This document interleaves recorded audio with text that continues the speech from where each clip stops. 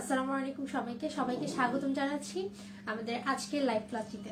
তো আজকে হচ্ছে আমাদের মূলত আলোচনার বিষয় হচ্ছে উদ্ভিদ প্রজনন নিয়ে। এটা একদম ফার্স্ট লাইভ ক্লাস। তো আজকের ক্লাসে আমরা হচ্ছে একটা মানে উদ্ভিদ প্রজনন মানে কিন্তু শুধুমাত্র এক ধরনের উদ্ভিদ তা কিন্তু না, আমরা অনেক ধরনের উদ্ভিদ দেখতে পাই। তো আমাদের এই পুরো উদ্ভিদ বিজ্ঞান বইটার মধ্যে এই চ্যাপ্টারের মধ্যে শুরুতেই আবৃতবীজী উদ্ভিদ নিয়ে আলোচনা করা হয়েছে।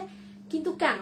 কারণ আমরা যদি একটু উদ্ভিদের সিরিজটা দেখি তাহলে আমরা দেখতে পাবো শুধুমাত্র আবৃতবীজীটাই কিন্তু সবগুলো উদ্ভিদের চাইতে একটু বেশি উন্নত। তো সেগুলো নিয়ে আমি আস্তে আস্তে আলোচনা করবো। সবার আগে আমাকে একটু জানতে হবে যে আমার সাউন্ডটা ক্লিয়ার আছে কিনা, বোর্ডের লেখাগুলো ঠিকঠাক দেখা যাচ্ছে কিনা। তো আমি একটু গিয়ে হচ্ছে আমাকে কমেন্টটা দেখতে হবে। তোমরা জাস্ট আমাকে একটু জানিয়ে দিও যে সবকিছু ঠিকঠাক আছে কিনা। ক্লিয়ার হলে আমাকে ক্লিয়ার জানাও, আর ক্লাসটাকে আমাদের মেসেঞ্জার গ্রুপে দিয়ে দাও খুব দ্রুত। ফার্স্ট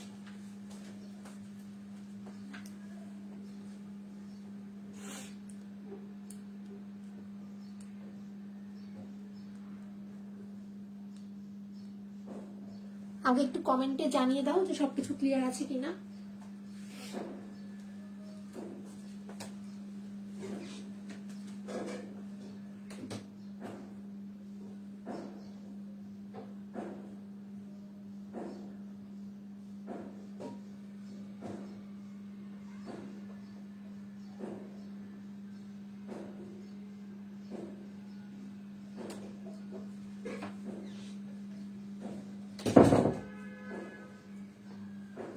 আমি একটু দেখি যে সবকিছু ঠিকঠাক আছে কিনা।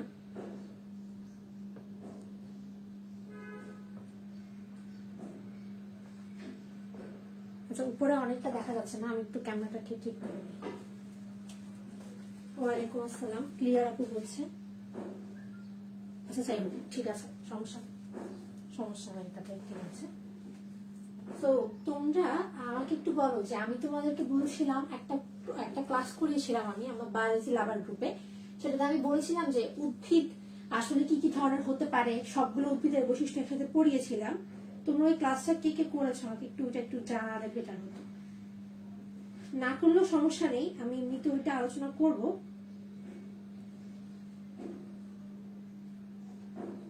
বাট তারপরে হচ্ছে আমি তোমাদের একটু বলি। হ্যাঁ, তোমরা আমাকে বলতে বলতে আমি তোমাদের একটু বলে ফেলি। দেখো, আমাদের পুরো উদ্ভিদ বিজ্ঞান বইটার মধ্যে যে চ্যাপ্টার গুলো রয়েছে, প্রথম চ্যাপ্টারটা তোমরা জানো কোষ এবং এর গঠন, কোষ বিভাজন, তারপর কোষ রসায়ন, এরপর আমরা অণুজীব চ্যাপ্টার দেখলাম। এখানে তো কোনো উদ্ভিদ নেই, এই পর্যন্ত এসে কোনো উদ্ভিদ পাইছো? পাও নাই। কিন্তু পঞ্চম অধ্যায়ে এসে তোমার পেয়েছো হচ্ছে শৈবাল এবং ছত্রাক। শৈবাল ছত্রাক কিন্তু আসলে উদ্ভিদ না, এটা আমরা খুব ভালোভাবে বুঝে গিয়েছি। মানে উদ্ভিদের মধ্যে ওদেরকে ফেললেও পরবর্তীতে আমরা আলোচনা করতে করতে দেখলাম ওরা আসলে উদ্ভিদ না।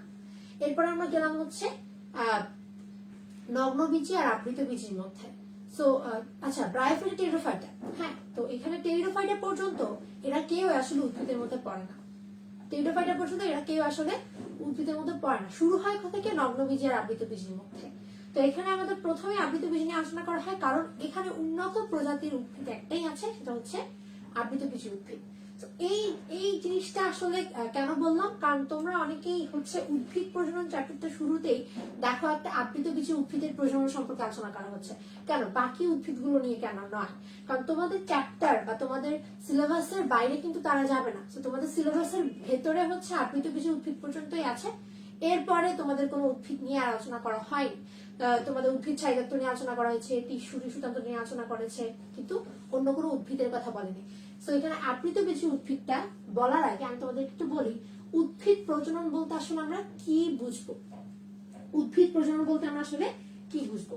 একটা মাতৃ উদ্ভিদ থেকে, হেডলাইন দিবে উদ্ভিদ প্রজনন। তুমি চিন্তা করো, একটা মাতৃ উদ্ভিদ থেকে একটা নতুন উদ্ভিদ সৃষ্টি হবে। নতুন উদ্ভিদ, একটা মাতৃ উদ্ভিদ থেকে একটা নতুন উদ্ভিদ সৃষ্টি হবে। এটাই কিন্তু আসলে কি? উদ্ভিদ প্রজনন। এটাই আসলে কি? একটা উদ্ভিদ প্রজনন। তো উদ্ভিদ প্রজনন বলতে আমরা কি বুঝলাম? একটা মাতৃ উদ্ভিদ থেকে একটা নতুন উদ্ভিদ সৃষ্টি হওয়ার প্রক্রিয়াকে আমি বলছি হচ্ছে উদ্ভিদ প্রজনন। তো এখন এই যে প্রজননটা হচ্ছে, এই প্রজনন প্রক্রিয়াটা কিন্তু একটা শারীরবৃত্তীয় প্রক্রিয়ার মাধ্যমে হচ্ছে। কিসের মাধ্যমে হচ্ছে? একটা শারীরবৃত্তীয় প্রক্রিয়ার মাধ্যমে। যে শারীরবৃত্ত প্রক্রিয়ার মাধ্যমে আমরা যদি প্রজননের কথা উচ্চারণ করি, তাহলে সবার প্রথমেই যেটা তৈরি হতে হবে সেটা হচ্ছে ভ্রূণ। কি তৈরি হতে হবে বলো? একটা ভ্রূণ সৃষ্টি হওয়ার মাধ্যমে কিন্তু সেখান থেকে একটা নতুন উদ্ভিদ তৈরি হওয়া পসিবল হয়। সো আমরা যদি চিন্তা করি এখানে একটা উদ্ভিদের শারীরবৃত্ত প্রক্রিয়ায় প্রথম স্টেপ হচ্ছে কি তৈরি হওয়া? প্রথম স্টেপ বললে ভুল হবে, আমাদের মাথায় সর্বপ্রথম আসে যেটা সেটা হচ্ছে ভ্রূণ। কারণ ভ্রূণ থেকেই একটা নতুন প্রজন্ম সৃষ্টি হতে পারে। এখন এখানটাতে ভ্রূণ সৃষ্টি হওয়ার ব্যাপারটা একটু বলি। ভ্রূণ সৃষ্টি হওয়া, এই ভ্রূণ সৃষ্টি হওয়াকে আমরা বলি হচ্ছে প্লান্ট এমব্রায়োলজি। কি বলি? প্লান্ট এমব্রায়োলজি বলি। Plant embryology, embryology. ওকে, ঠিক আছে, এমব্রায়োলজি আমরা হচ্ছে বলে থাকি। এখন এখানে দেখো এমব্রায়ো কথাটার মানে কিন্তু খুব ইজিলি বুঝতে পারছো, এমব্রায়ো মানে হচ্ছে ভ্রূণ। সো এই দুটো কথা একটু তোমরা প্রথমেই জেনে রাখবা। এখন আসো একটা উদ্ভিদের ভ্রূণ সৃষ্টি হয় কিভাবে? একটা উদ্ভিদের ভ্রূণ সৃষ্টি হয় কিভাবে বলতো? দুইটা গ্যামেটের মাধ্যমে সৃষ্টি হয়। কিসের মাধ্যমে? দুইটা গ্যামেটের মাধ্যমে সৃষ্টি হয়। একটা কি থাকে বলো? একটা পুং গ্যামেট থাকে, একটা স্ত্রী গ্যামেট থাকে। তো আমরা প্রথমে বলেছি উদ্ভিদ প্রজননের মধ্যে, উদ্ভিদ বলতে আমাদের সিলেবাসে অন্তর্ভুক্ত আছে শুধুমাত্র আবৃতবীজী উদ্ভিদ। তো আমরা যদি শুধুমাত্র আবৃতবীজী উদ্ভিদ নিয়ে আলোচনা করি, তাহলে তাদের ভ্রূণ, অর্থাৎ তাদের ভ্রূণের মধ্যে ভ্রূণটা তৈরি হওয়ার জন্য যে গ্যামিট দুটো প্রয়োজন, সেই গ্যামিট গুলোর ধরন কি টাইপের হবে, সেগুলো কিভাবে প্রজনন ঘটাবে, সেগুলো কিভাবে কি হবে, ওই ব্যাপারগুলো নিয়ে একটু আলোচনা করে আসো। তাহলে প্রথমে হচ্ছে আবৃতবীজী উদ্ভিদ। আবৃতবীজী উদ্ভিদ, আবৃতবীজী উদ্ভিদ। ওকে, তো এই যে আবৃতবীজী উদ্ভিদের কথা বলছি, এখানে একটা খুবই গুরুত্বপূর্ণ কথা দেখো। আবৃত কথাটার মানে হচ্ছে সে একেবারে গুচ্ছিত অবস্থায় আছে। কি অবস্থায় আছে? এটা অবশ্য আবৃতবীজী উদ্ভিদের ডেফিনেশন না, এটা হচ্ছে আবৃতবীজী উদ্ভিদের প্রজনন নিয়ে কথা বলছি আমরা। উদ্ভিদের প্রজনন নিয়ে কথা বলছি। কি নিয়ে কথা বলছি বলো? প্রজনন নিয়ে কথা বলছি। সো আবৃত মানে বুঝতে পারছো, তার বীজটা ভেতরে থাকবে, বীজটা উদ্ভিদের ভেতরে থাকবে, অথবা তার যে ফুল থাকবে ফুলের ভেতরে, অথবা তার যে ফল থাকবে ফলের ভেতরে, অর্থাৎ কোনো কিছু একটা দিয়ে আবৃত অবস্থায় বীজটা থাকে। তো বীজ যেহেতু ভেতরে থাকছে, তার ডিম্বাণুটাও কোথায় থাকবে বলো? ভেতরেই থাকবে। এখানে একটা কথা বলি, এখানে একটা কথা বলে যাই। ভ্রূণ মানে আমরা কি বুঝলাম? গ্যামিট লাগবে। আর গ্যামিট মানে আমরা বুঝলাম, গ্যামিটটা কোথা থেকে আসে বলো? প্রথমে আসে হচ্ছে ভ্রূণ। এই সিকোয়েন্স একটু লিখে নাও, তাহলে তোমাদের যে কোনো কিছু পড়তে বা যে কোনো কিছুকে ব্যাখ্যা করতে ইজি হবে। ভ্রূণ আসে কোথা থেকে বলো তো? ভ্রূণ গ্যামিট থেকে আসে। গ্যামিট আসে কোথা থেকে বলো তো? গ্যামিট মানে কি বলতো?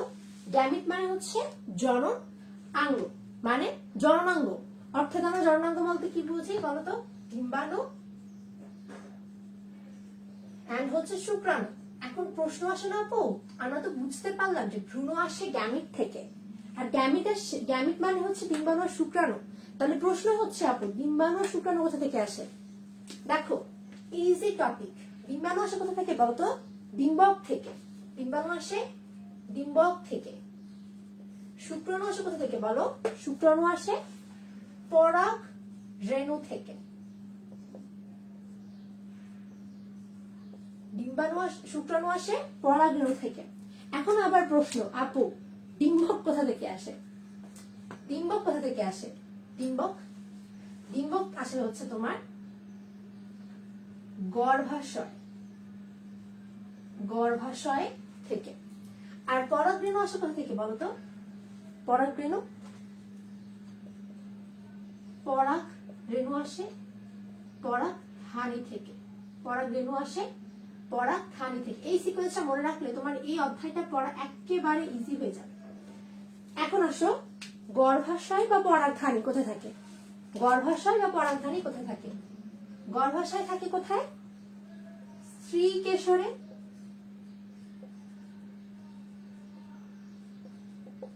আর পরাগধানী কোথায় থাকে বলো?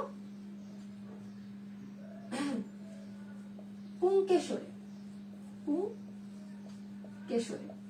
সো এই সিকোয়েন্স যদি তোমরা মনে রাখতে পারো তাহলে তোমাদের কাছে এই যে টপিকটা আমি পড়াবো আজকে ক্লাসে সম্পূর্ণটা খুবই ইজি মনে হবে, খুবই ইজি মনে হবে। কারণ এইটা হচ্ছে এই পুরোটা অংশের সামারি বলা যেতে পারে, পুরোটা অংশের সামারি।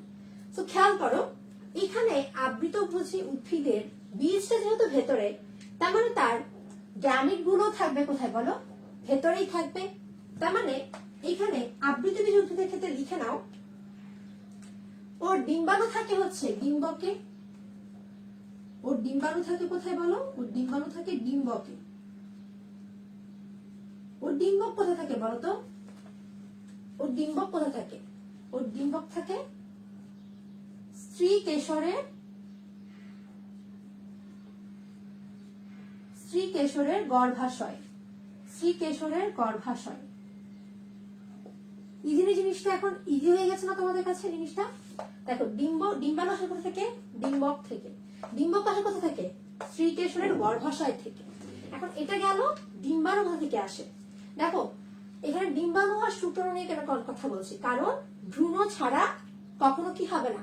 প্রজনন হবে না। আর গ্যামিট ছাড়া কখনো ভ্রূণই হবে না।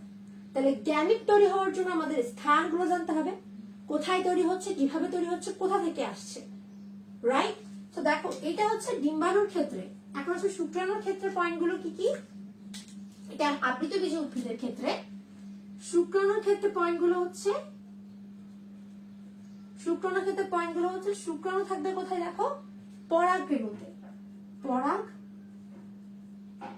রেণুতে। পরাগ রেণু কোথায় থাকবে বলো? পরাগ ধানীতে। পরাগ ধানী কোথায় থাকবে বলো? পুংকেশরে। সো এই দুটো পয়েন্ট যদি তোমরা বুঝে যাও, আমাকে একটু জানাও যে এতটুকু তোমরা বুঝতে পারতেছো কিনা। আমি জানি তোমরা কিছুই বুঝো নাই, কারণ এইখানে বুঝার জন্য তোমার একটা চিত্র লাগবে, এই চিত্রটা তুমি ভালো করে বুঝতে পারবা। তো তোমরা এতটুকু এই পাশে অংশটুকু যদি লিখে ফেলো আমাকে একটু জানাও, আমি তোমাদেরকে একটু চিত্রের মাধ্যমে বোঝানোর চেষ্টা করি। ডিম্বাণু কোথায় থাকছে, ডিম্বক কোথায় থাকছে, স্ত্রীকেশর কোথায়, গর্ভাশয় কোথায়, শুক্রাণু কোথায়, পরাগরেণু কোথায়, পরাগধানী কোথায়, পুংকেশর কোথায়। যদি তোমরা চিত্রের মাধ্যমে দেখো তাহলে আরো ভালো করে তোমাদের মনে থাকবে, বুঝতে পারবা তোমরা। সো আমি একটু দেখি তোমাদের কমেন্টটা চেক করে, একটু দেখি আমি তোমাদের কমেন্ট চেক করে। ওকে,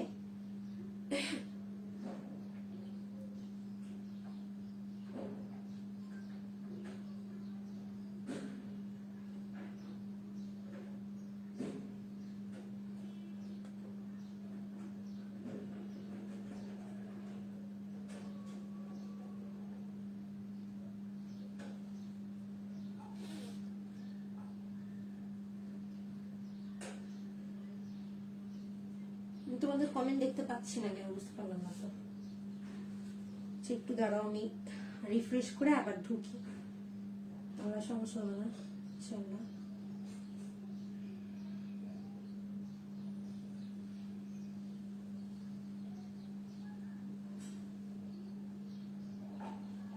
আচ্ছা বুঝলাম না সমস্যা কি।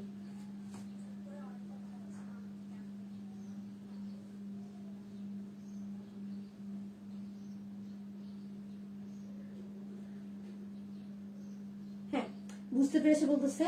ওকে ওকে, ভেরি গুড, বুঝতে পেরেছো। তো আমি এটা মুছে ফেলতেছি, তোমরা যেহেতু লিখে ফেলছো এটা আমি মুছে ফেলতেছি, ঠিক আছে? আমি এটা মুছে ফেলি, তাহলে হচ্ছে তোমাদের আর সমস্যা হবে না। এখন দেখো আমি এটা মুছে ফেলে তোমাদের আমি চিত্রটা এঁকে দিই। আমরা ছোটবেলায় একটা চিত্র এঁকেছি না বলো? ছোটবেলায় একটা ফুলের চিত্র আঁকতাম না? পুষ্পের একটা চিত্র আঁকতাম, তাই না? তো ওই পুষ্পের চিত্রটাই আমি এখন তোমাদেরকে এঁকে দেখাবো, পুষ্পের চিত্রটাই। তো যদিও সুন্দর হবে না, এখন দেখো জাস্ট বুঝানোর জন্য আমি তোমাদেরকে চিত্রটা এঁকে দেখাবো। একটু বুঝানোর জন্য জাস্ট আমি হচ্ছে চিত্রটা হচ্ছে একটু এঁকে দেখানো, এই আর কিছু না। তো দেখো এটা হচ্ছে মানে পুষ্পটার পাপড়িগুলো আমি এখানে এঁকে দেখাই প্রথমে। ফার্স্ট অফ অল এগুলো হচ্ছে তোমার কি বলো? পাপড়িগুলা। এগুলো হচ্ছে পাপড়িগুলো। তোমরা একটু বই থেকে দেখে সুন্দর করে ছবিটা আঁকবা, বই থেকে দেখে সুন্দর করে ছবিটা হচ্ছে আঁকার চেষ্টা করবে তোমরা। তো দেখো এই অংশটুকুর মধ্যে থাকে হচ্ছে তোমার বৃতি অংশটুকু থাকে, এইটার মধ্যে থাকে হচ্ছে তোমার বৃতি। আমি জাস্ট তোমাকে একটু বোঝানোর জন্য এটা এঁকে দেখাই। আচ্ছা এটাকে একটু নিচে নামে, তাহলে আর সমস্যা হবে না।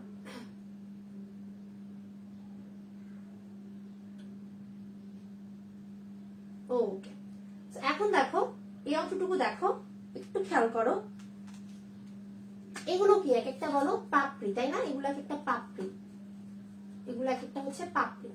আর এই অংশটুকু তোমরা সবাই জানো, এই অংশটুকুকে আমরা বলি হচ্ছে বৃতি অংশ, বৃতি অংশ। এখন খেয়াল করো এইখানে এগুলো ছাড়াও খুবই গুরুত্বপূর্ণ কিছু অংশ থাকে, সেটা হচ্ছে এই মাঝ বরাবর একটা দন্ডের মতো অংশ তোমরা দেখতে পাবে, মাঝ বরাবর একটা দন্ডের মতো অংশ দেখতে পাবে। এইরকম একটা অংশ তোমরা এখানে লক্ষ্য করবে, এইরকম একটা অংশ, এবং দুই পাশে আর দুইটা অংশ দেখতে পাবে তোমরা সেম ওয়েতে। দুই পাশে আরো দুইটা অংশ তোমরা হচ্ছে এখানে দেখতে পাবে। আমি চিত্রটা একটু আঁকি, তারপর তোমাদের একটু বুঝাই। হ্যাঁ, তোমরাও আমার সাথে একটু চিত্রটা আঁকো, একটু আগে চিত্রটা এঁকে তারপর তোমাকে বুঝাচ্ছি। তাহলে এখন দেখো এখানে এই পাশেও একটা থাকবে এরকম, এই পাশেও এরকম একটা থাকে। সেগুলো কি, এগুলো কি সেটা আমি একটু আগে আলোচনা করে আসো। এখানে আসো, এই চিত্রটার মধ্যে তোমরা যদি একটু খেয়াল করো, এইখানে একটা অংশ তোমরা দেখতে পাবে এইখানটাতে। এইটা কি, এই গোলাকার অংশটুকুকে আমরা কি বলবো? মানে এই জিনিসটা আসলে কিভাবে থাকে একটু যদি তোমাকে দেখাই, চিত্রটার মধ্যে এই জিনিসটা এরকম করে থাকে আর কি, সবুজ অংশটুকুর সাথে এরকম করে থাকে, ঠিক আছে? এইভাবে আমি দেখাই, বোঝার সুবিধার্থে আমি আসলে এভাবে এঁকেছিলাম। এখন চিত্র যেভাবে আছে ওইভাবে এঁকে দেখাই, তাহলে বুঝতে আরো সুবিধা হবে। আসো, এখানে দেখো নিচে একটা গোলাকার অংশ তোমরা দেখতে পাচ্ছ অবশ্যই, ওই অংশটুকু হচ্ছে আমাদের এখানে গর্ভাশয়। তাহলে এইখানে এই যে অংশটুকু তুমি দেখতে পাচ্ছ, এই অংশটুকুকে আমরা বলি হচ্ছে আমাদের গর্ভাশয়। এখন আস্তে আস্তে আসো কোনটাকে আমরা আসলে কি বলছি। এখন দেখো এটা হচ্ছে আমাদের কি বলো, গর্ভাশয়। এই গর্ভাশয়ের ভিতরে, এই গর্ভাশয়টা আসলে কোথায় থাকতেছে বলো? এই গর্ভাশয় থাকতেছে তোমার স্ত্রী কেশরে। কোথায় থাকতেছে বলো? স্ত্রী কেশরে। এখন এই স্ত্রী কেশরের ভিতরে কি থাকে? ডিম্বক থাকে। ডিম্বকের ভিতরে কি থাকে? ডিম্বাণু থাকে। এই চিত্রের মধ্যে তুমি আসলে ডিম্বক বা ডিম্বাণু এই অংশগুলোকে ক্লিয়ারলি বুঝতে পারবে না, তবুও আমি তোমাদেরকে এখানটাতে একটু বলে যাচ্ছি যাতে তোমাদের বুঝতে ইজি মনে হয়। আচ্ছা, এখন দেখো এইখানটাতে, এটা তো বুঝলা গর্ভাশয়, এটা কি গর্ভাশয়, গর্ভমুণ্ড, এই অংশগুলো বুঝতেছো, এগুলো তোমার ছোটবেলায় পড়ছো। আমার ওই জিনিসটা বোঝানোর টার্গেট না, আমার টার্গেট হচ্ছে কোনটা আসলে গর্ভাশয় কোনটা কি। তো এই চিত্রের মধ্যে তুমি ডিম্বক কিংবা ডিম্বাণুটা ক্লিয়ারলি বুঝতে পারবে না, আমি সামনে আগালে তোমরা বুঝতে পারবে। এখন দেখো আসি শুক্রাণু, পরাগরেণু, পরাগধানী এবং পুংকেশরে। পুংকেশর কোনগুলো? এই অংশগুলোকে আমরা বলি হচ্ছে পুংকেশর। এই পুরো একটাকে আমি বলি হচ্ছে পুংকেশর, এই পুরো একটা অংশকে আমি বলি হচ্ছে পুংকেশর। তারপর দেখো এইখানে এইগুলোকে আমি বলি হচ্ছে পরাগধানী, এগুলোকে আমি বলি হচ্ছে পরাগধানী, আমার পরাগধানী, ঠিক আছে? তো এই পরাগধানীটার মধ্যে তোমার কি থাকবে বলো? পরাগধানীর মধ্যে তোমার পরাগরেণু থাকবে, আর সেই পরাগরেণুতে থাকবে শুক্রাণু। এখন আসো আমি একটু যদি একদম জুম করে দেখি যে এই পরাগরেণু বা পরাগধানীটাকে যদি জুম করে দেখি তাহলে কিভাবে দেখবো। তাহলে আসো প্রথমে আমি তোমার একটা পুংকেশর এঁকে দেখাই, একটু জানিও আমাকে যে নিচের লেখাগুলো দেখা যাচ্ছে কিনা। তো আমি যদি একটা পুংকেশর এঁকে তোমাকে আমি দেখাই, এখানে একটা পুংকেশর মনে করো সাপোজ আমি আঁকছি, সাপোজ ধরো আমি এখানে একটা পুংকেশর আঁকলাম, ঠিক আছে? এই যে পুংকেশরটা দেখতে পাচ্ছ, এই পুরোটা হচ্ছে একটা কি পুংকেশর, এই পুরোটা একটা কি পুংকেশর। তাহলে এই পুংকেশরের মধ্যে এই এতটুকু অংশ কি বলতো? পরাগধানী। এটা হচ্ছে তোমার পরাগদণ্ড, এটা আমি বলবো না, তারপরেও বলতেছি, এটা হচ্ছে তোমার পরাগধানী। এই পরাগধানীটাকে আমি একটু জুম করে দেখবো। এখন পরাগধানীটাকে জুম করে দেখবো। জুম করে দেখার আগে তার আগে একটা কথা বলে নেই এখানে, সেটা হচ্ছে মাঝখানে একটা অংশ দেখতে পাচ্ছ, এটাকে আমরা বলি হচ্ছে যোজনী। যোজনী, যোজনী মানে আমরা বুঝি হচ্ছে কানেক্ট করে, যে সে হচ্ছে যোজনী। এখন সে কি কানেক্ট করে দেখো, সে কানেক্ট করে হচ্ছে এখানে দুটা খন্ড দেখতে পাচ্ছ না, এই দুটা খন্ডকে কানেক্ট করে হচ্ছে এই যোজনী বা কানেকটিভ। সো কানেকটিভ হিসেবে কাজ করে হচ্ছে এই যোজনীটা মাঝখানে। এখন এটা দেখতে আসলে এত ছোট হলেও আমরা যদি একটু জুম করে দেখি জিনিসটা আসলে কেমন আসো দেখি। এইখানে আমরা দেখতে পাবো এরকম একটা অংশ, এইরকম একটা অংশ আমি দেখতে পাবো। কালকে দিয়ে না লিখে লিখি,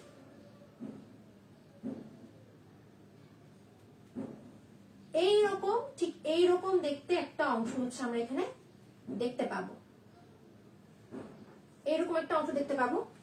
আমরা যদি এই পুরো পরাগধানীটাকে দেখি তাহলে আমরা দেখতে পাবো পরিণত অবস্থায় পরাগধানীতে 4টা কর্নার থাকে। কয়টা কর্নার থাকে বলো? 4টি কর্নার থাকে, 4টি কর্নার। আমি যে শব্দগুলো বলছি এখানে যোজনী কথা বললাম, দুটা খন্ড থাকে, এগুলো তোমার নোট আকারে লিখবে, নোট আকারে চিত্র লিখে পাশে 1 নাম্বার পয়েন্ট 2 নাম্বার পয়েন্ট এভাবে লিখবে। প্রবলেম হলে আমাকে বলবে, আমি পয়েন্টগুলো লিখে দিব, সমস্যা নেই। সো এখন দেখো এখানে কয়টা কর্নার হলো? 4টা কর্নার। এই যে 4টা কর্নার আমরা দেখতে পাচ্ছি, এই একটা কর্নার, এই একটা কর্নার, এই একটা কর্নার, এই একটা কর্নার, এই প্রত্যেকটা কর্নারে কিছু কোষ তৈরি হয়, প্রত্যেকটা কর্নারে কিছু কোষ তৈরি হয়, এগুলো হচ্ছে কোষ। আর মাঝ বরাবর একটা অংশ থাকে যেখানে থাকে হচ্ছে তোমার এই যোজনীটা। তাহলে এই মাঝ বরাবর এই অংশটুকুকে আমরা বলি হচ্ছে কি বলো? মাঝ বরাবর এই অংশটুকুকে আমরা বলি হচ্ছে যোজনী। কি বলি? যোজনী বলি। এখন এই যোজনী দিয়ে 4টা কর্নার যুক্ত অবস্থায় আছে, আর এগুলো হচ্ছে একটা কোষ। এই কোষগুলো এই পরাগধানীর মধ্যে থাকা আরো কিছু কোষ আছে, সেই কোষগুলোর তুলনায় অনেক বেশি পরিমাণে বড় হয়। আমি কিন্তু অনেক আস্তে আস্তে আগাচ্ছি যে তোমাদের বুঝতে সুবিধা হয়। দেখো আমি কি বললাম, এই পরাগধানীটাকে আমরা জুমিং করে দেখলে দেখতে পাবো পরিণত অবস্থায় একটা পরাগধানীতে 4টা কর্নার থাকে, প্রত্যেকটা কর্নারে এক ধরনের বিশেষ কোষ থাকে যে কোষগুলো অনেক বড় হয়, যে কোষগুলোর মধ্যে থাকা নিউক্লিয়াস গুলো, সাইটোপ্লাজম গুলো ঘন হয়, নিউক্লিয়াস গুলো বড় হয়, সাইটোপ্লাজম গুলো অনেক ঘন হয়। পয়েন্ট আকারে লিখো, এগুলো পয়েন্ট আকারে লিখবা। নিউক্লিয়াস গুলো বড় হয়, সাইটোপ্লাজম গুলো অনেক ঘন হয়। এখন দেখো এখানে যে কোষগুলো থাকে, এই কোষগুলো একটা আলাদা সুন্দর একটা নাম রয়েছে, কোষগুলো একটা সুন্দর নাম রয়েছে। এগুলোকে আমরা বলি হচ্ছে আর্কিস্পোরিয়াল। এগুলোকে আমরা কি বলি বলো? আর্কিস্পোরিয়াল। এই কোষগুলোকে আমরা বলি হচ্ছে আর্কিস্পোরিয়াল, আর্কিস্পোরিয়াল, আর্কিস্পোরিয়াল। এই আর্কিস্পোরিয়াল গুলোর মধ্যে আমরা দেখতে পাই এই আর্কিস্পোরিয়াল কোষগুলো বাইরে একটা থলির মতো একটা অংশ থাকে, বাইরে থলির মতো অংশ থাকে। এই থলিটাকে আমরা বলি হচ্ছে পরাগ থলি। এই বাইরে একটা থলির মতো অংশ থাকে, থলিটাকে আমরা বলি হচ্ছে পরাগ থলি, পরাগ থলি। এখন এই থলিটা কোত্থেকে আসলো হঠাৎ করে, কিভাবে থলিটা তৈরি হয়ে গেল, সেটা হচ্ছে মেইন কথা। এখন থলিটা কিভাবে তৈরি হয় সেটা একটু আলোচনা করে আসো। থলি কোত্থেকে আসলো, থলি কিভাবে আসলো, এটা একটু আলোচনা করে আসো। দেখো এই যে বড় বড় কোষগুলো যেগুলোকে আমরা বলছি আর্কিস্পোরিয়াল, এই আর্কিস্পোরিয়াল গুলোর ভেতরে আমরা দেখতে পাবো যে তোমার কোষ বিভাজন হবে। আর্কিস্পোরিয়াল গুলোর কি হবে বলো? বিভাজন ঘটে। এদের ভেতরে আমরা বিভাজনের মাধ্যমে 2 ধরনের কোষ দেখতে পাই, 2 ধরনের কোষ দেখতে পাই। 2 ধরনের কোষ, কি ধরনের কোষ আমরা দেখতে পাই এদের মধ্যে? আমরা এদের মধ্যে একটা দেখি হচ্ছে তোমার প্রাথমিক জনন কোষ, একটা দেখি হচ্ছে দেয়াল কোষ। একটা হচ্ছে তোমার দেয়াল কোষ, আরেকটা হচ্ছে তোমার প্রাথমিক জনন কোষ, প্রাথমিক জনন কোষ, প্রাথমিক জনন কোষ।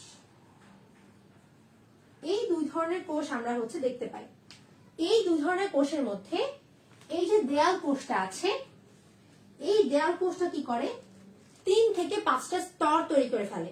এই দেয়াল কোষটা 3 থেকে 5টা স্তর তৈরি করে ফেলে, যে স্তরগুলো মিলে এখান থেকে 3 থেকে 5টা স্তর তৈরি হয়, যেই স্তরগুলো পরবর্তীতে কি তৈরি করে? একটা থলির মতো একটা অংশ তৈরি করে, এটাকে আমরা বলি হচ্ছে পরাগ থলি।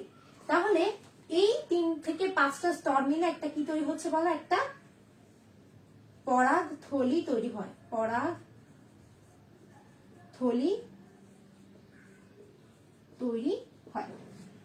আচ্ছা, তো বুঝতে পারলা দেয়াল কোষের কাজ এখানে কি। এখন আসো প্রাথমিক জনন কোষের মধ্যে আসি। এই প্রাথমিক জনন কোষের কাজ কি, তো তোমরা লিখতে পেরেছো কিনা একটু আমাকে জানাও, তাহলে আমি সামনে আগাতে পারবো। তোমরা লিখেছো কিনা এতটুকু একটু আমাকে জানাও।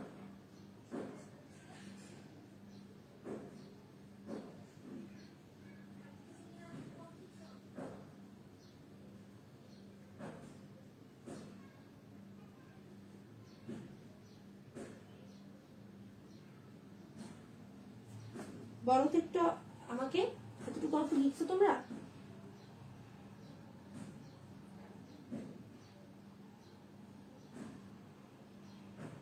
একটু কুইক জানাও আমাকে, এতটুকু অংশ যদি তোমরা লিখে পারলো তাহলে আমাকে একটু কমেন্টে জানাও। আচ্ছা আমি মোবাইলটাকে এইভাবে এখানে যদি রাখি তাহলে তোমাদের কমেন্টটা দেখতে আমার সুবিধা হবে। এইভাবে যদি রাখি, হ্যাঁ তোমরা কমেন্ট করবো, আমি সেটা দেখতে পাবো, আমাকে আর অপেক্ষা করতে হবে না মোবাইল নিয়ে হাতে। আচ্ছা আসো এখানে এখন আমরা আলোচনা করবো প্রাথমিক জনন কোষ নিয়ে। কি নিয়ে আলোচনা করবো বলো? প্রাথমিক জনন কোষ নিয়ে। দেখো তোমাকে কিন্তু আমি হুট করে কোন একটা টপিকে নিয়ে যাইনি, সিরিয়ালি আসছি। কোনটা কেন আসছে, কেন ব্যাখ্যা করতেছি, কেন পড়তে হবে সবটা বলতেছি কিন্তু। সো তুমি সিরিয়াল মেনটেন করে পড়বা, তুমি তোমার মতো করে চেষ্টা করবা। সেটা বইয়ের মধ্যে দেখবো অনেক এলোমেলো ভাবে লেখা আছে ব্যাপারগুলোকে, মানে কোনটার পরে তুমি কোনটা পড়তে হবে ওটা সিরিয়ালি তোমাকে ব্যাখ্যা করা নাই। তুমি যেটা করবা তোমার কোনটা আগে বুঝতে হবে সেটা তোমাকে মানে পড়তে পড়তে তুমি বুঝে যাবা। সো এখন আমি দেখো তোমাকে যেভাবে পড়াচ্ছি তুমি যদি নোট করে ফেলতে পারো তাহলে তোমার একটা লাভ আছে। লাভটা হচ্ছে তুমি ওই নোট অনুসারে যদি সিরিয়ালি আগাও তাহলে তোমার কাছে ওঠাটা অনেক কঠিন মনে হবে না। আমি যেভাবে তোমাকে পড়াচ্ছি সিরিয়ালি নোট করিয়ে সেভাবে তুমি পড়বা, তো দেখবো তোমার কাছে আর কঠিন মনে হচ্ছে না। তাহলে এখন আসো আমরা এখন কথা বলবো প্রাথমিক জনন কোষ নিয়ে। কি বলো? প্রাথমিক জনন কোষ নিয়ে কথা বলবো।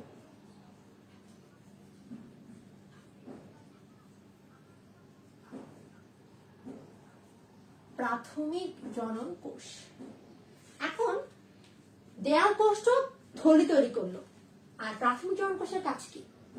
ও হচ্ছে বলতে পারো ও হচ্ছে প্রজননের একটা প্রধান অংশ। ও যদি না থাকে তাহলে কিছুই হবে না। কেন? কারণ আমরা একটা উদ্ভিদের প্রজননের জন্য একটা মাতৃকোষের প্রয়োজন হয়।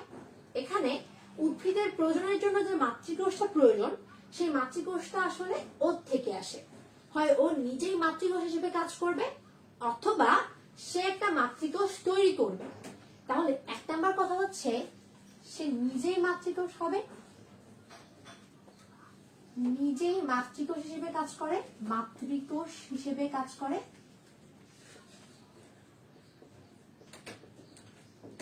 আর 2 নম্বর পয়েন্ট হচ্ছে সে হয় নিজে মাতৃকোষ হিসেবে কাজ করবে নয়তো সে মাতৃকোষ তৈরি করবে।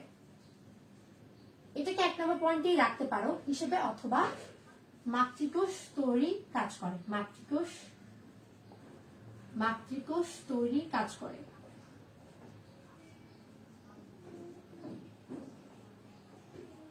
তাহলে সে হয় নিজে মাতৃকোষ হিসেবে কাজ করে অথবা নিজে মাতৃকোষ তৈরি কাজ করে। তাহলে এই দুটা করার মাধ্যমে সে মাতৃকোষ তৈরি করে ফেললো না। এখান থেকে কি তৈরি করে ফেলো বলো? মাতৃকোষ তৈরি করে ফেললো। এখন মাতৃকোষ মানে আমরা বুঝি হচ্ছে এই মাতৃকোষটা অলওয়েজ মাথায় রাখবা, মাতৃকোষটা অলওয়েজ 2n হয়, 2n। তো এই যে 2nটা আছে এই 2nটা কি করবে বলো? এই 2nটাকে কি করবে?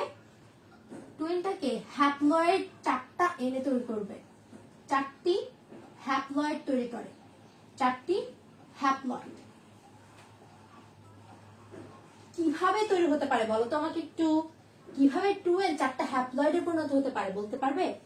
একটু কমেন্টে আমাকে জানাও যে কোন বিভাজন প্রক্রিয়ার মাধ্যমে মাতৃকোষটা যেটা কিনা 2n, এই 2nটা 4টা হ্যাপ্লয়েড কোষ অর্থাৎ 4টা n তৈরি করতে পারবে কিভাবে? এই প্রসেসটা যদি তোমরা বুঝতে পারো আমাকে একটু জানাও তো যে কিভাবে আসলে কোন বিভাজনের মাধ্যমে এটা হতে পারে।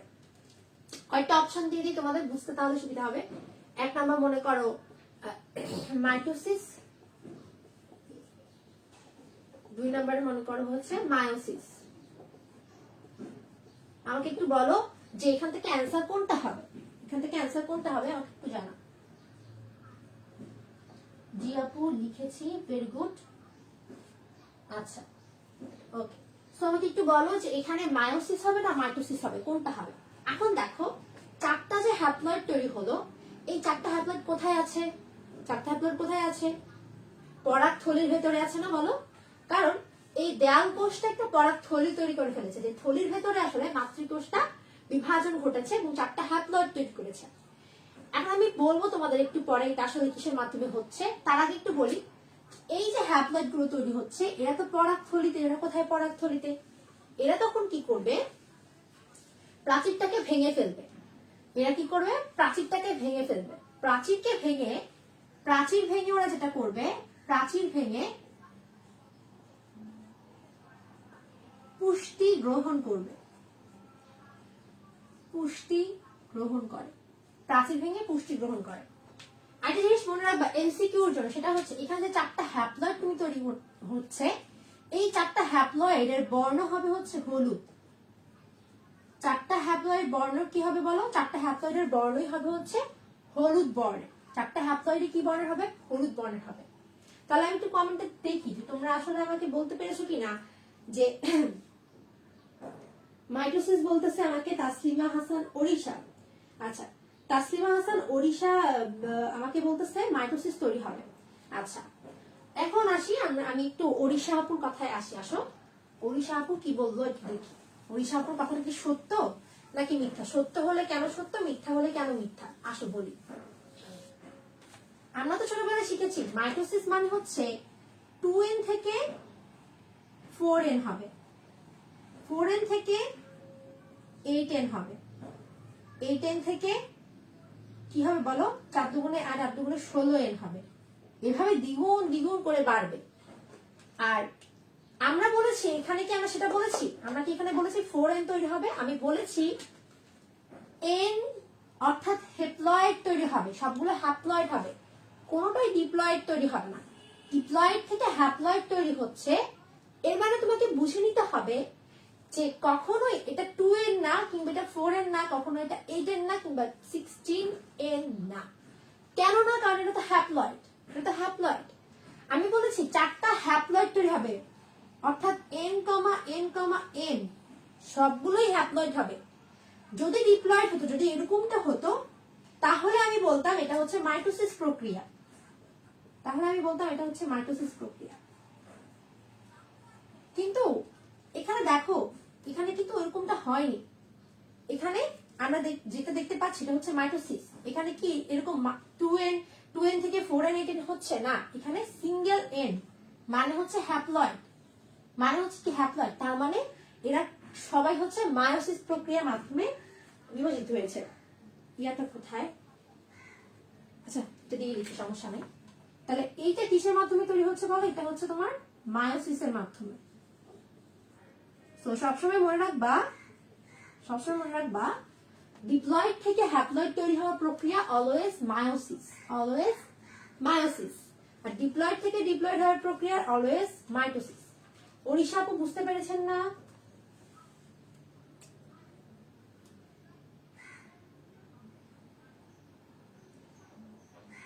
এখন কি ক্লিয়ার জিনিসটা যে কেন এটা আসলে মাইটোসিস না, কেন এটা মায়োসিস? এটা ক্লিয়ার না? সো এটা কিন্তু এমসিকিউর জন্য একটা পয়েন্ট হিসেবে কাজ করবে যে এটা মাইটোসিস নাকি মায়োসিস। হ্যাঁ, জি আপু বলতেছে, ভেরি গুড। ওকে, এখন দেখো এখানে একটা কথা বলি, সেটা হচ্ছে এখান থেকে যে হ্যাপ্লয়েড গুলো তৈরি হলো, এখান থেকে যে হ্যাপ্লয়েড গুলো আমরা দেখতে পাচ্ছি, কোনো প্রবলেম থাকলে আমাকে একটু জানালে আরো বেশি ভালো হবে, ঠিক আছে? ওকে, এখন আমি যেটা বলছিলাম সেটা হচ্ছে কোথায় ছিলাম? এই যে প্রাচীর অংশটুকু ছিলাম। আজান দিচ্ছে, একটু পরে আমি আবার আলোচনা করছি এখানে।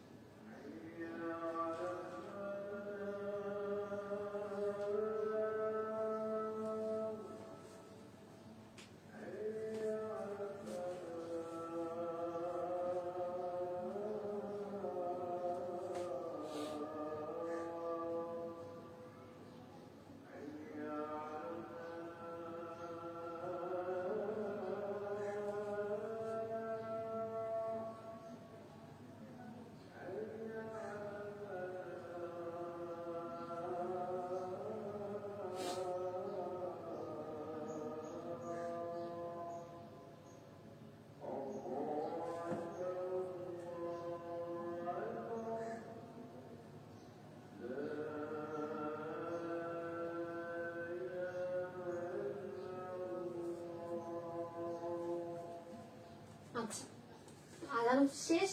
এখন আমরা আসি, আমি কি বলেছিলাম, এতটুকু পর্যন্ত বলেছি যে মাতৃকোষটা ডিপ্লয়েড থেকে হ্যাপ্লয়েড পরিণত হবে। 4টা হ্যাপ্লয়েড তৈরি হওয়া মানে হচ্ছে ওই 4টাই আসলে কি পরাগরেণু, ওই 4টাই আমার কি বলো পরাগরেণু। তার মানে আমি দেখতে পাচ্ছি আমার মাতৃকোষ থেকে অলরেডি আমি পরাগরেণুটা পেয়ে গেছি, তাহলে 4টা পরাগরেণু আমি এখান থেকে পেয়েছি। তো এখানে একটু লিখে নিবে যে এটা হচ্ছে 4টা পরাগরেণু তৈরি করছে, 4টি পরাগরেণু। পরাগরেণু এখন এই সবগুলো পরাগরেণু একটা আবরণের ভেতরে আছে। এটা কিসের ভেতরে আছে? বড় একটা আবরণের ভেতরে আছে। এই আবরণ বা এই প্রাচীরটাকে আমরা বলি হচ্ছে টেপেটাম। এটাকে আমরা বলি হচ্ছে টেপেটাম। এই টেপেটামটা মানে হচ্ছে ভেঙে যাবে, ভেঙে যাওয়ার পর এখান থেকে এই যে পরাগরেণুগুলো এগুলো পুষ্টি গ্রহণ করবে। পরাগরেণুগুলো কি তৈরি গ্রহণ করবে? পুষ্টি গ্রহণ করবে। এখন পরাগরেণুগুলো কোথায় তৈরি হচ্ছে? একটা জনন কোষে, একটা কোষের ভিতর তৈরি হয়েছে, তাই না? তো ওই কোষগুলো আবার কোথায় আছে মনে আছে তো? একটু খেয়াল করো, কোথা থেকে কোথায় যাচ্ছি, জাম্প দিয়ে চলে যাচ্ছে এমনটা কিন্তু না, খেয়াল করতে হবে।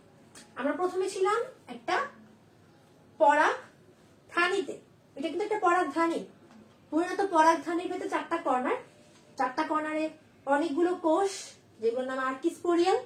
এই আর্কিস্পোরিয়াল গুলোর ভেতরে আবার কোষ তৈরি হচ্ছে, দেয়াল কোষ আর প্রাথমিক জনন কোষ। সেই প্রাথমিক জনন কোষের ভেতরে আমরা দেখতে পাচ্ছি কি হচ্ছে বলতো, এই প্রাথমিক জনন কোষের মধ্যে বিভাজনের মাধ্যমে, মায়োসিস বিভাজনের মাধ্যমে 4টা পরাগরেণু তৈরি হচ্ছে। এই 4টা পরাগরেণু কোথায় আছে? টেপেটামে। এই 4টা পরাগরেণু টেপেটামে আছে। এরা প্রাচীর ভেঙে গিয়ে পুষ্টি গ্রহণ করলো। এখন এই 4টা পরাগরেণু, 4টি পরাগরেণু বিভিন্ন ভাবে সজ্জিত থাকতে পারে। পরাগরেণু বিভিন্ন ভাবে সজ্জিত থাকতে পারে, সজ্জিত হতে পারে, সজ্জিত হতে পারে, বিভিন্ন ভাবে এগুলো সজ্জিত হতে পারে। কিন্তু এগুলো সজ্জিত হওয়ার সিস্টেমটা হয় বেশিরভাগ ক্ষেত্রে এরা হালকা ভাবে যুক্ত থাকে, অর্থাৎ খুব বেশি পরিমাণে যুক্ত থাকে, মানে হালকা ভাবে ওরা হচ্ছে, ওদের মধ্যে দূরত্বটা খুব কম থাকে। এক কথায় ওরা হচ্ছে দূরত্বটা খুব কম থাকে, হালকা ভাবে এরা একটার সাথে লাগানো থাকে। তাহলে যদি হালকা ভাবে যদি লাগানো থাকে একটার সাথে, যদি হালকা ভাবে একটার সাথে লাগানো থাকে হালকা ভাবে, এই পরাগরেণুগুলো যদি হালকা ভাবে লাগানো থাকে তাহলে এদেরকে আমরা একটা সুন্দর নাম দিই। এদেরকে আমরা কি বলে একটা সুন্দর নাম দিই, নামটা হচ্ছে পোলেন টেট্রাট। পোলেন টেট্রাট। আবার কিছু কিছু গোত্র আছে, এই গোত্রগুলো মূলত হালকা ভাবে না, ভালোভাবেই কিন্তু এরা লাগানো থাকে, খুব ভালোভাবে এগুলো লাগানো থাকে। যদি একসাথে থাকে, একসাথে যদি লাগানো থাকে তাহলে তাদেরকে আরেকটা সুন্দর নাম দেয়া হয়। এদেরকে আদর করে ডাকা হয় পলিনিয়াম। এদেরকে আদর করে ডাকা হয় হচ্ছে তোমার পলিনিয়াম। এদেরকে আদর করে ডাকা হয় পলিনিয়াম। পলিনিয়াম। সো দুই ধরনের দেখতে পাচ্ছি আমরা, একটা হচ্ছে হালকা ভাবে যদি পরাগরেণুগুলো লাগানো থাকে পোলেন টেট্রাট, আর যদি একসাথে থাকে খুব দৃঢ়ভাবে লাগানো থাকে তাহলে এটা হচ্ছে পলিনিয়াম। সো আমরা বুঝে গেলাম যে কিভাবে আসলে পরাগরেণুটা তৈরি হচ্ছে। এখন পরাগরেণু তৈরি হয়ে গেল, 4টা পরাগরেণু তৈরি হয়ে গেল, 4টা পরাগরেণু এখন কিভাবে থাকতেছে সেটাও আমরা বুঝে গেলাম। এখন আসলে একটা পরাগরেণু গঠনটা আমরা একটু বোঝার চেষ্টা করি। পরাগরেণু গঠনটা একটু বোঝার চেষ্টা করি। আমি অতটুকু মুছে ফেলতেছি, তোমরা কিন্তু খুব সুন্দর করে নোটটা করে গ্রুপের মধ্যে সাবমিট করবে, ঠিক আছে? আমি তোমাদের একটা কথা বলে রাখি, সেটা হচ্ছে আমার 2টা খাতা থাকবে, একটাতে রাফ খাতা, একটা হচ্ছে কি বলো তোমার SW জমা দেওয়ার খাতা, একটা CW একটা SW। CW খাতার মধ্যে আমি তোমাকে যা যা পড়াবো আমি মুছে ফেলতেছি, লিখতেছি, বলতেছি, যতটুকু পারো লিখে ফেলবা। সুন্দর হবে না লেখাটা, তাড়াতাড়ি লিখবা। সেজন্য তুমি আরেকটা SW খাতা বানাবা, যেটার মধ্যে খুব সুন্দর করে পরবর্তী তোমার নোটটা তুলবা। তাহলে একবারের জায়গা তোমার 2বার লেখা হয়ে গেল, কিন্তু পড়াটাও তোমার 3বার হবে। একবার আমার কাছে পড়লাম, তুমি লিখতে গিয়ে একবার পড়লাম, পরবর্তী ক্লাসে আসার আগে আরেকবার পড়লা, তাহলে ওই পড়াটা তোমার একদম ভালোভাবে হয়ে যাবে।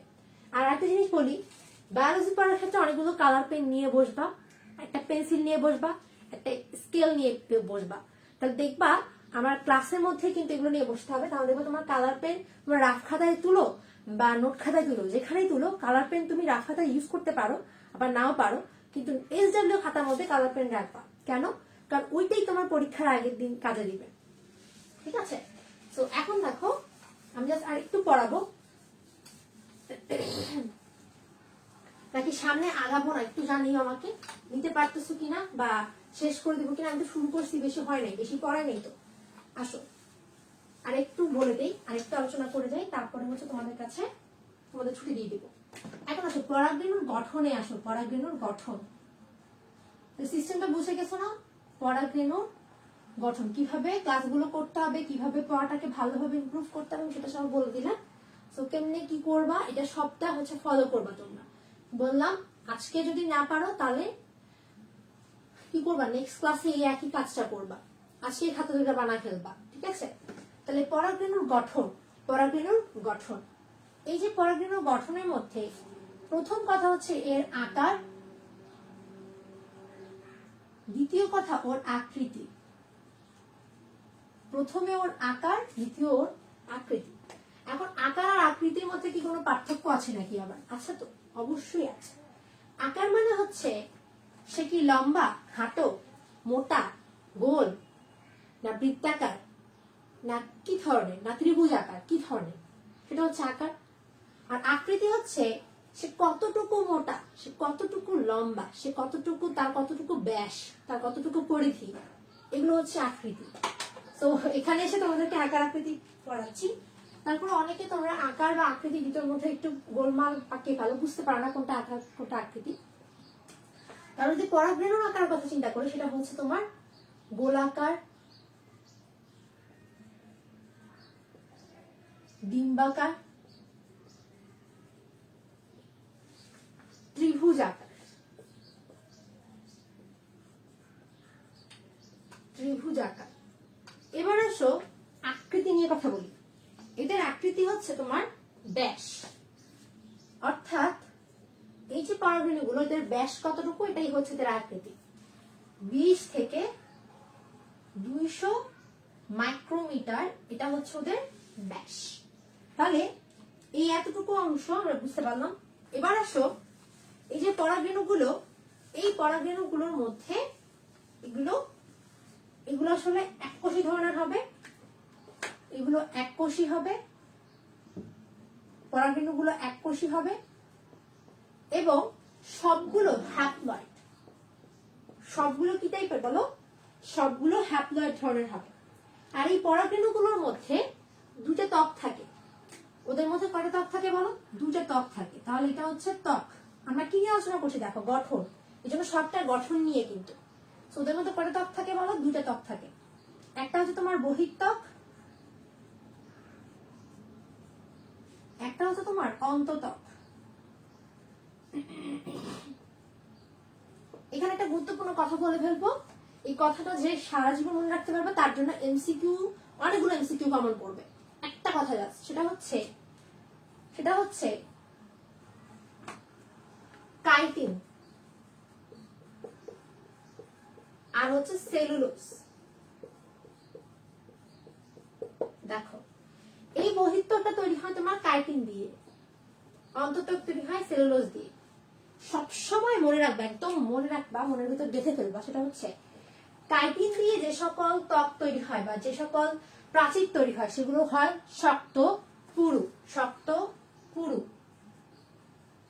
শক্ত পুরু। আর সেলুলোজ দিয়ে যে সকল প্রাচীর তৈরি হয় বা ত্বক তৈরি হয় সেগুলো হয় হচ্ছে পাতলা, সেগুলো হয় হচ্ছে পাতলা ধরনের। ঠিক আছে? সেগুলো হয় কি ধরনের বলো? পাতলা ধরনের। তাহলে এখানে পরাগরেণুর ত্বক বলতে আমরা বুঝতেছি দুইটা ত্বক আছে তার কাছে, একটা হচ্ছে শক্ত ত্বক, একটা হচ্ছে পাতলা ত্বক। সবসময় ইজিলি আমরা বুঝতে পারি যে বাইরের ত্বকটা অবশ্যই শক্ত হতে হবে। কেন? কারণ ওটা প্রোটেক্ট করবে, ওইটাই হচ্ছে মেইন। ওইটা যদি কখনো নড়বড় হয়ে যায়, কখনো যদি একটু নড়বড় হয়ে যায়, তখন তার জন্যই কিন্তু অন্তঃত্বকটা থাকে। অন্তঃত্বকটা আরেকটা প্রোটেকশন হিসেবে কাজ করে। এই দুটো ত্বকের ভেতরে তোমার কি থাকবে বলো? পরাগরেণুটা থাকবে। এখন আসো এই যে পরাগরেণুর বহিঃত্বকটা, এই বহিঃত্বকে একটা সুন্দর নাম আছে, এই অন্তঃত্বকের একটা সুন্দর নাম আছে, অন্ততকে একটা সুন্দর নাম আছে। আপু এখানে টেপেটাম ভেঙে বুঝলাম না, পুষ্টি গ্রহণ করে। হ্যাঁ, টেপেটাম ভেঙে গিয়ে সে হচ্ছে পুষ্টি গ্রহণ করবে, পরাগরেণুগুলো পুষ্টি গ্রহণ করবে, যাতে করে কি হতে পারে বলো? অ্যাকচুয়ালি একটা উদ্ভিদের সাথে একটা মানুষকে তুলনা করো, তুমি একটা উদ্ভিদের সাথে একটা মানুষকে তুলনা করো। যখন একটা নতুন প্রজন্ম ভ্রূণী অবস্থা থাকে, তাকেও তো পুষ্টি গ্রহণ করতে হয়। সেম ওয়েতে একটা পরাগ রেণু, চিন্তা করো একটা পরাগ রেণু, ওই পরাগ রেণুই কিন্তু পরবর্তীতে একটা পরাগ রেণুতে থাকা একটা শুক্রাণু পরবর্তীতে একটা ডিম্বাণুর সাথে গিয়ে মিলিত হবে। সেম ওয়েতে এখানে এগুলো যদি আমরা দেখি মানুষের ক্ষেত্রে ওরা পুষ্টি গ্রহণ করে গ্যামেট তৈরি হওয়ার পরে, পুষ্টি গ্রহণ করে ভ্রূণীয় অবস্থায়। কিন্তু এই পরাগরেণুগুলো ভ্রূণীয় অবস্থায় না, এরা হচ্ছে তার আগেই পুষ্টিটা গ্রহণ করে ফেলে। আশা করি এখন বুঝতে পেরেছো যে পরাগরেণুগুলো পুষ্টি কেন গ্রহণ করে। ক্লিয়ার কিনা একটু আমাকে জানাও, যে এটার মধ্যে তোমরা কোনো কনফিউশন থাকলে সাথে সাথে আমাকে জানাবে, ঠিক আছে? কোনো কনফিউশন থাকলে সাথে সাথে আমাকে জানাবে। আচ্ছা, ওকে, আশা করি কোনো কনফিউশন থাকবে না। তারপরে জানাই আমাকে। এক্সাইন, এই বহিঃত্বকটাকে আমরা বলি হচ্ছে এক্সাইন, এই অন্তত্বকটাকে আমরা বলি হচ্ছে ইনটাইন। এই বহিঃত্বককে আমরা বলি হচ্ছে এক্সাইন, এই অন্তত্বককে আমরা বলি হচ্ছে ইনটাইন, ঠিক আছে? আচ্ছা, এখন আসো এই এক্সাইনের ভেতরে একটা প্রধান উপাদান রয়েছে, এটাকে আমরা বলছি স্পোরোপোলেনিন। এক্সাইনের ভেতরে রাসায়নিক উপাদান থাকে, রাসায়নিক উপাদান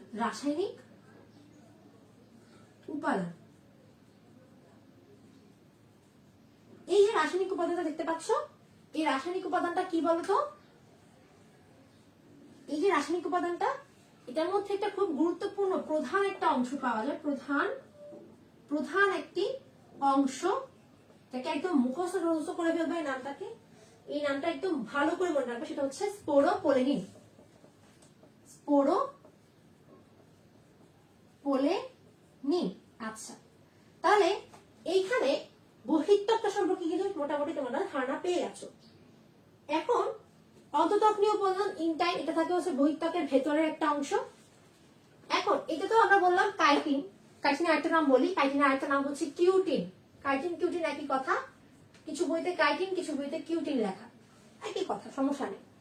এখন দেখো এই যে কাইটিন বা কিউটিন দিয়ে তৈরি হলো, কি বলতো? কাইটিন বা কিউটিন দিয়ে তৈরি এই যে এক্সাইনটা দেখতে পাচ্ছ, এই এক্সাইনটার মূলত কিছু পাতলা অংশ আমরা দেখতে পাই, যদিও শক্ত, তার কিছু পাতলা অংশ আমরা দেখতে পাই। পাতলা অংশগুলো কেমন হয় এটা যদি আমি তোমাদের একটু দেখাই, চিত্রটা এখানে আঁকা যাবে, সমস্যা নেই। দেখো এটা হচ্ছে তোমার ইনটাইন, মনে করো এটা হচ্ছে তোমার ইনটাইন, এটা ইনটাইন হচ্ছে এটা। এখন এক্সাইনটা কোথায় থাকে? এক্সাইনটা থাকে হচ্ছে এর ঠিক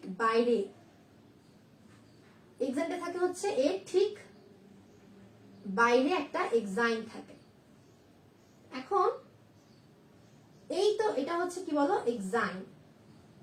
এটা হচ্ছে শক্ত, এটা হচ্ছে পাতলা, এই স্তরটা হচ্ছে শক্ত, এটা হচ্ছে তোমার শক্ত, এটা হচ্ছে তোমার পাতলা।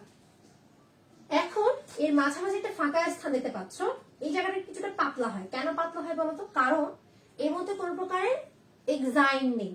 যেহেতু এক্সাইন নেই, এখানে একটা ছিদ্র দেখতে পাচ্ছ, এটাকে বলা হয় রেণু ছিদ্র, এটাকে বলা হয় হচ্ছে রেণু ছিদ্র, এটাকে বলা হয় রেণু ছিদ্র বা জনন ছিদ্র বা জার্মপোর। এর কয়েকটা নাম আছে, রেণু ছিদ্র, জনন ছিদ্র অথবা জার্মপোর। তো এই যে জার্মপোর অংশটুকু দেখতে পাচ্ছ, এটা খুবই পাতলা ধরনের হয়, খুবই পাতলা ধরনের হবে। তো মনে রাখবে এখানে যে জার্মপোর গুলো থাকে, এই জার্মপোর গুলো তোমার একাধিক থাকতে পারবে। সর্বোচ্চ কত পর্যন্ত থাকতে পারবে আপু সেটা একটু বলেন? জার্মপোর সর্বোচ্চ থাকতে পারে হচ্ছে 20টি পর্যন্ত থাকতে পারে জার্মপোর, এর বেশি কিন্তু না। 20টা জার্নপোর থাকতে পারে, এর বেশি জার্নপোর থাকতে পারে না। এখন এটা হচ্ছে এক্সাইন, এটা গেল ইনটাইন। এই এক্সাইন এবং ইনটাইনের ভেতরে একটা ছোট্ট, মানে কি বলে, ছোট না, একটা মাত্র নিউক্লিয়াস থাকবে, একটা নিউক্লিয়াস থাকে। এটা হচ্ছে কি বলো, নিউক্লিয়াস। কঠিন লাগছে, বুঝতে সমস্যা হচ্ছে, এটা আমাকে জানাও। মানে খুব প্রেসার হয়ে যাচ্ছে কি, মানে দেখো সিরিয়ালে আমি বারবার একটু পেছন থেকে ব্যাকআপ করি যাতে তোমাদের কাছে গোলমাল না মনে হয়। আমরা এখন পরাগরেণুর ভেতরে আছি, পরাগরেণুর ভেতরে অংশটুকুর মধ্যে আছি। তো পরাগরেণুর ভেতরে একটা নিউক্লিয়াস দেখতে পাচ্ছ। এই নিউক্লিয়াসে কি হবে বলো, নিউক্লিয়াসে বিভাজিত হবে। নিউক্লিয়াসে কি হবে বলো, বিভাজিত হবে। নিউক্লিয়াস বিভাজিত হয় দুটো অপত্য নিউক্লিয়াস তৈরি করে, দুটো অপত্য নিউক্লিয়াস তৈরি করে। নিউক্লিয়াস বিভাজিত হয় দুটো অপত্য নিউক্লিয়াস তৈরি করে, যার মধ্যে কোনটাই কোনটা সমান নয়, দুটো অসম নিউক্লিয়াস তৈরি করে। নিউক্লিয়াসটি বিভাজিত হয়ে দুইটি অসম নিউক্লিয়াস তৈরি করে, অসম নিউক্লিয়াস তৈরি করে, যার মধ্যে বুঝতেই পারতেছে একটা হবে হচ্ছে বড়, একটা হবে ছোট। বুঝতেই পারতেছো, একটা নিউক্লিয়াস হবে হচ্ছে বড়, আরেকটা হবে হচ্ছে ছোট নিউক্লিয়াস, তাই না? তো বড় নিউক্লিয়াসকে আমরা বলি হচ্ছে নালিকা নিউক্লিয়াস, ছোট নিউক্লিয়াসকে আমরা বলি হচ্ছে জনন নিউক্লিয়াস। একটা হচ্ছে নালিকা নিউক্লিয়াস, একটা হচ্ছে জনন নিউক্লিয়াস। তো আমি একটু দেখি যে আসলে তোমাদের কোনো প্রবলেম হচ্ছে কিনা, অনেক বেশি প্রেসার হয়ে যাচ্ছে কিনা। ক্লিয়ার? ওকে ওকে, সমস্যা নেই, তাহলে ক্লিয়ার যেহেতু। আচ্ছা, আমরা আর 5টা মিনিট দেখো, হ্যাঁ একটু কষ্ট করে আর 5টা মিনিট দেখো, তাহলে দেখবা যে ব্যাপারটা মাছ বরাবর থেমে যাচ্ছে না, বা সহজ মনে হচ্ছে। ঠিক আছে, সহজ মনে হবে ইনশাআল্লাহ। এখন দেখো, এখন আসো, একটা বড় নালিকা, একটা ছোট নালিকা, ঠিক আছে? তো একটা বড় নিউক্লিয়াস, একটা হচ্ছে ছোট নিউক্লিয়াস। তো বড় নিউক্লিয়াসকে আমরা বলি হচ্ছে কি বলো, নালিকা নিউক্লিয়াস। ছোট নিউক্লিয়াসকে আমরা বলি হচ্ছে জনন নিউক্লিয়াস। এখন এই নিউক্লিয়াস গুলোর কাজ কি বলতো? এই নিউক্লিয়াস গুলোর কাজ হচ্ছে এরা বের হবে। কোত্থেকে বের হবে? এরা বের হবে হচ্ছে তোমার প্রাচীর থেকে। যেই প্রাচীরটা হচ্ছে এই এক্সাইনটা, এই ইনটাইনটা। এক্সাইন আর ইনটাইন থেকে ওরা কেন বের হতে হবে বলতো একটু আমাকে? এরা যদি এখান থেকে বের হয়ে যেতে পারে, তাহলে এখানে কিন্তু একটা জনন নিউক্লিয়াস আছে। সেই জনন নিউক্লিয়াস একটা শুক্রাণু তৈরি করে ফেলতে পারবে, একটা গ্যামিট তৈরি করে ফেলতে পারবে। সে যদি গ্যামিট তৈরি করে ফেলে, তার এখন নেক্সট স্টেপটা হবে গ্যামিট তৈরি করার পরে আরেকটা গ্যামেটের সাথে যুক্ত হওয়া। অর্থাৎ শুক্রাণু যদি তৈরি হয়, তাহলে ডিম্বাণুর সাথে গিয়ে যুক্ত হতে হবে। তাকে যুক্ত হতে হলে তাকে এই দুটা প্রাচীরকে ভেঙে তারপর যেতে হবে, রাইট? প্রাচীর সে ভাঙবে কিভাবে, এটা হচ্ছে মেইন কথা। আচ্ছা, ভাঙলো, মনে করো ভাঙলো, ভাঙার পর কি করবে? ভাঙার পর এই দুটা নিউক্লিয়াস যখন প্রাচীরটাকে ভেঙে ফেলবে, ভাঙার পরে তারা হচ্ছে পরাগায়ন ঘটাবে। পরাগায়ন কিভাবে ঘটায়? পরাগায়ন ঘটায় গর্ভাশয়ে থাকা ডিম্বকের মধ্যে যে ডিম্বাণুটা আছে, সেই ডিম্বাণুতে গিয়ে যদি পতিত হয়, ডিরেক্টলি যদি বলি সহজ ভাষায়, গর্ভাশয়ে গিয়ে যদি পতিত হয়, তাহলে সেখানে ওই যে জনন নিউক্লিয়াস থেকে তৈরি হওয়া শুক্রাণু আর গর্ভাশয়ে যদি পতিত হয়, গর্ভাশয়ে থাকে ডিম্বাণু, ওই দুটা মিলিত হয়ে অঙ্কুরিত হবে। অর্থাৎ এক কথা, এটা ভ্রূণ তৈরি করে ফেলবে। সো আমি যে কথাটা বললাম মুখে, সেটা এখন আমি একটু চিত্রের মাধ্যমে তোমাদেরকে বোঝানোর চেষ্টা করি। দেখো এখানটাতে দেখো, নিউক্লিয়াসটা হচ্ছে তোমার দুইটা ভাগে বিভক্ত হয়ে গেছে। এই যে নিউক্লিয়াসটা, এই নিউক্লিয়াস যদি দুইটা ভাগে ভাগ হয়ে যায়, তার মধ্যে একটা হবে হচ্ছে তোমার বড়, একটা হবে হচ্ছে ছোট। একটা হবে হচ্ছে বড়, একটা হবে হচ্ছে ছোট। এখন এখানে বড়টাকে আমরা কি বলি বলো? বড়টাকে আমরা বলি হচ্ছে নালিকা নিউক্লিয়াস, ছোটটাকে আমরা বলি জনন নিউক্লিয়াস। এই যে নিউক্লিয়াস গুলো দেখতে পাচ্ছ, এই নিউক্লিয়াস গুলো চাইবে এই রেণুছিদ্র পথে বের হয়ে আসতে। এত সহজ? কাইটিন আছে না, কাইটিন কি বের হতে দিবে? ওকে, দিবে না। তো সে যেটা করবে, সে যেটা করবে সেটা হচ্ছে সে খুব জোর প্রয়োগ করবে, ইন্টাইনের ভেতরে খুব জোর প্রয়োগ করবে, করতে করতে দেখা যাবে এই অংশটুকু একটু পাতলা, তাই এইটা একটু এদিকে চলে আসবে, ও ধাক্কা দিতে দিতে এটা একটু লম্বা বানিয়ে ফেলবে। তো এইটা একটা নালী তৈরি করে ফেলতেছে, দেখতে পাচ্ছ, একটা নালী তৈরি করে ফেললো। এবং এই নালিকাটাকে আমরা বলি হচ্ছে তোমার পোলেন টিউব। নালিকাকে আমরা বলি হচ্ছে পোলেন টিউব, পোলেন টিউব। আচ্ছা, এখন এই যে পোলেন টিউবটা দেখতে পাচ্ছ, এই পোলেন টিউবটা আসলে কিভাবে তৈরি হলো? ইনটাইন থেকে এই দুটা নিউক্লিয়াস হচ্ছে ইনটাইন থেকে এই নালিকার দিকে ধাক্কা দিচ্ছিল বলে টিউবটা তৈরি হয়ে যায়। আর এই বাইরেটা হচ্ছে এক্সাইনটা, এখানে তোমরা এটা নিবে এক্সাইনটা, ঠিক আছে? আচ্ছা, তাহলে এই যে যেটা হচ্ছে প্রথমে পোলেন টিউবের মধ্যে চলে আসে, ওটাকে আমরা বলেছে নালিকা নিউক্লিয়াস। বুঝতে পারছো কেন এর নাম নালিকা নিউক্লিয়াস? কারণ ও প্রথমে নালিকা নিউক্লিয়াসে আসে। তাহলে এটা হচ্ছে নালিকা নিউক্লিয়াস, হচ্ছে বড়টা, ঠিক আছে? এটা বড়টা নালিকা নিউক্লিয়াস, আর এটা হচ্ছে জনন। তো ও নালিকা নিউক্লিয়াস আর পোলেন টিউবের মধ্যে ঢুকতে দেখা যায় যে এই জনন কোষে তখন একটা কাজ করে ফেলে, ও একটা ঘটনা ঘটায় ফেলে। কি ঘটনা ঘটায়? এই জনন নিউক্লিয়াসে কি করে, ওর মধ্যে থেকে একটা গ্যামিট তৈরি করে ফেলে, আর সেই গ্যামিটটাই হচ্ছে শুক্রাণু। ওই দিক থেকে বের হতে হতে দেখা যায় যে ও একটা কাজ করে ফেলে, সেটা হচ্ছে ও শুক্রাণু তৈরি করে ফেলে। এখন শুক্রাণু তৈরি করার পর ওর কাজ হচ্ছে এখন জনন নিউক্লিয়াস থেকে বাইরে বের করে দেয়া। এখন এই যে নালিকা দেখতে পাচ্ছ, এটা লম্বা হতে হতে হতে কেমন লম্বা হয় দেখতে পাবা? লম্বা হতে হতে নিচে দেখা যায় কিনা, এটা লম্বা হতে হতে দেখা যায় অনেক লম্বা হয়ে যায়, অনেক লম্বা হয়ে যায়, এটা অনেক বেশি লম্বা হয়ে যায় এবং এটা তোমার ডিম্বক পর্যন্ত পৌঁছে যায়। মনে করো এই জায়গায় ডিম্বক আছে, এটা লম্বা হতে হতে ডিম্বক পর্যন্ত পৌঁছে যায়, ডিম্বক রন্ধ্র পর্যন্ত এটা পৌঁছে যাবে।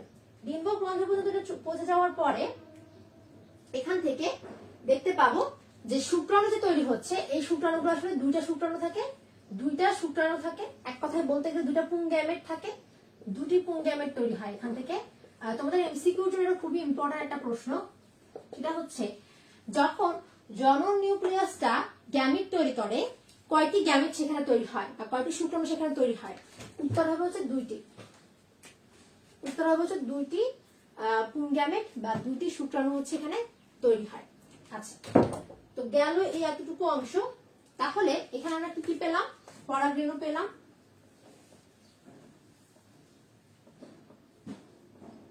পেলাম, পুংগ্যামেট পেলাম, তারপর পরাগ নালিকা পেলাম,